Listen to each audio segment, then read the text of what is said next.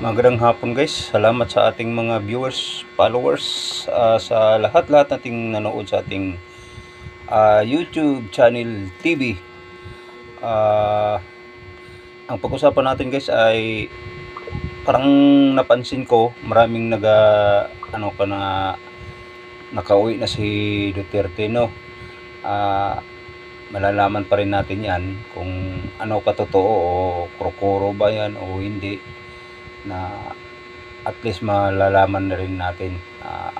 Ang importante naman para sa akin ay natutuwa rin ako nga makauwi na si Duterte sa Pilipinas na yung natauhan, no? Kasi siya naman talaga ang pinaka-presidenteng kinidnap. Wala namang iba kundi ibang nagpakidnap, no? Si Marcos. Walang hiya na talaga tong admin, no? So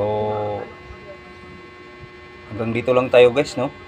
Maraming salamat sa mga taga-subaybay. Kasi kung saan ako ma-TikTok man o dito sa YouTube natin ay talagang